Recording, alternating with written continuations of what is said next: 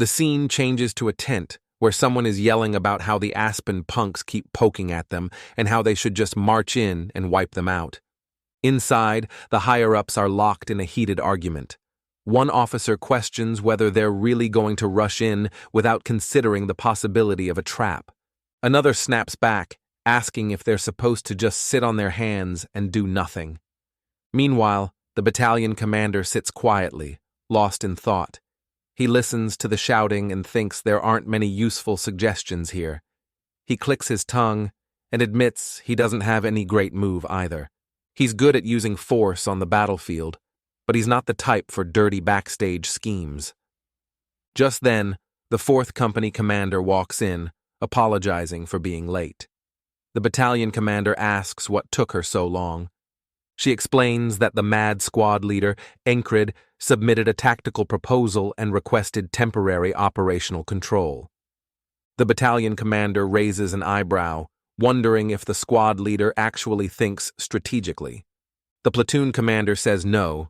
The detailed plan was put together by one of Enkrid's squad members, a soldier named Kreis.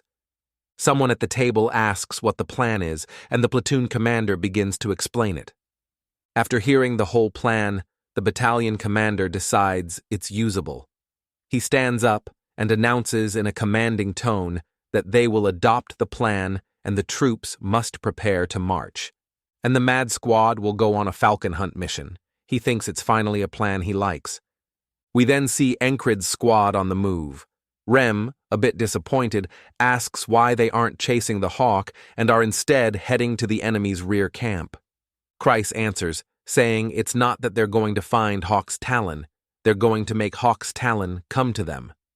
Enkrid jumps in, saying the MAD squad will act as a guerrilla unit temporarily. If they hit the enemy's rear camp and withdraw repeatedly, the enemy will deploy similar guerrilla teams to guard the rear. And then, Rem finishes the sentence, saying the Hawk Bastard will come to them. Kreis agrees, but adds, that's only if things go well. Even if the Hawk isn't lured in, they'll still be able to strike the enemy. Rem says the hunting method is annoyingly slow.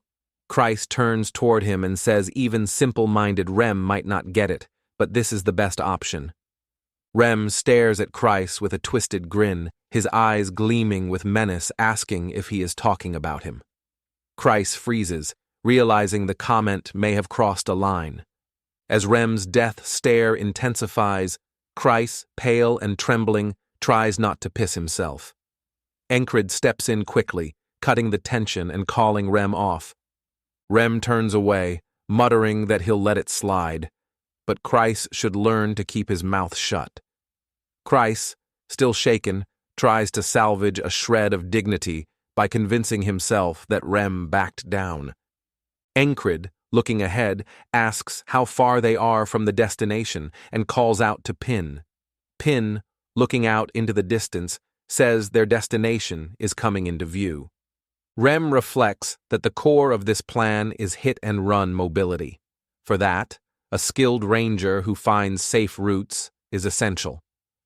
When he requested reinforcements from High Command, Pin was assigned to join the MAD squad as their new squad leader. Curious, Rem asks why her assignment was changed to the MAD squad specifically.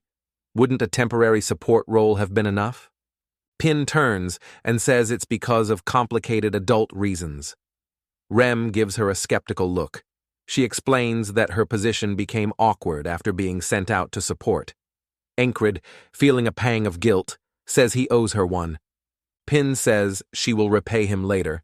She then blows him a kiss and, while blushing, says with something good. Enkrid asks if she is still targeting him. Rem pats Enkrid on the back and says he even got a fiancé, he should keep some decency. Enkrid immediately snaps back, insisting she's not his fiancé. Eventually, they reach the enemy camp and begin observing from a cliff. Pin signals everyone to lower their posture. She's spotted the enemy position. Kreis warns that if things go south, they'll need to fall back into a retreat formation. He can't fight the entire battle himself, so they should send only a few forward and keep his escort ready. Before he can finish, Rem suddenly leaps off the cliff, eyes blazing, both axes drawn. Bloodlust radiates from him as he shouts that fresh blood is calling. Pin is caught completely off guard. As Rem slides down the cliff, yelling that he'll kill anyone who cuts in line, Encred watches and thinks no one has ever dared to covet Rem. Ragna rises, sword in hand, and tells Encred he wants to see how stable his stance is. Encred glances at him, wondering if this is some kind of test. Ragna and Encred follow Rem down the cliff, and Encred thinks to himself, even here, the training never stops. Someone calls out to the two enemy soldiers guarding the entrance. Ragna walks up to them with a jolly face, waving his hand and telling them to come over. One soldier, confused, asks the other if he knows the guy, while the other wonders if he's his friend. As they continue to puzzle over who he is, Rem suddenly throws his axe and hits one of the enemy soldiers square on the head. The other soldier, terrified, screams that there's an enemy. As Ragna and Encred finally make it to the bottom, Encred notices something ahead. Rem pulls his leg back and launches himself forward with insane speed. He charges the enemy with his other axe, his face twisted in bloodlust, catching the soldier completely off guard. Encred, surprised, wonders what that move was. He grins, thinking it's the fastest charge they've seen so far. He starts to wonder if Rem still has more hidden techniques. As Rem stands over the defeated enemies, Encred says he wants to learn it. Hearing the commotion, other enemy soldiers begin to emerge, shouting that it's the kingdom of Norelia troops and to get them. Encred, seeing the numbers grow, orders everyone to fall back for now. They need to retreat before the enemies overwhelm them. Behind him, Ragna complains that he hasn't even drawn his sword yet. As they're retreating, Ragna turns to Rem and tells him to get a feel for the situation, since it wasn't his turn. Rem, irritated, asks what he just said. Does he want him to split his throat? Encred steps in and tells them to stop it. The operation is still underway, and there will be plenty of chances to fight. The scene shifts to evening. Encred and the squad move out to attack again. An enemy soldier throws a dagger toward them, shouting that it's them. They're here again. As he slides down the cliff, Encred sees the dagger coming at him. He thinks about the sense of evasion. The moment he sees it with his eyes, he needs to dodge. Encred moves his head slightly and avoids the dagger, landing safely on the ground. Jackson, watching closely, says the time from seeing to reacting took 0.4 seconds. As he slits an enemy soldier, he tells Encred he needs to cut his reaction time down to at least 0.1 seconds to truly master the sense of evasion. He needs to push himself harder. Encred drives his sword through an enemy's throat and wonders if Jackson actually counted that just now. Odin, smashing someone's head to the ground, says, "Training is fine, but they need to focus on the operation too."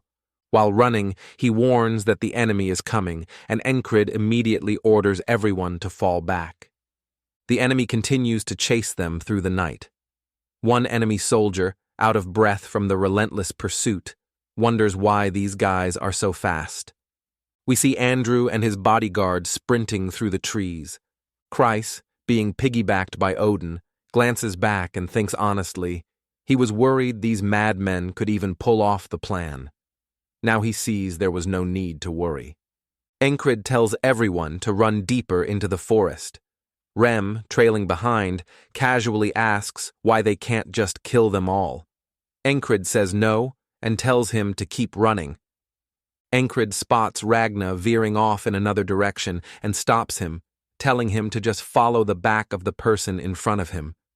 Ragna insists the other way looks like a shortcut, but Encred shuts it down and tells him to stay with the group. Looking back at Encred, Chryse says he didn't expect him to lead so steadily. He wonders if this really is the Mad Squad. The squad finally reaches a safe spot.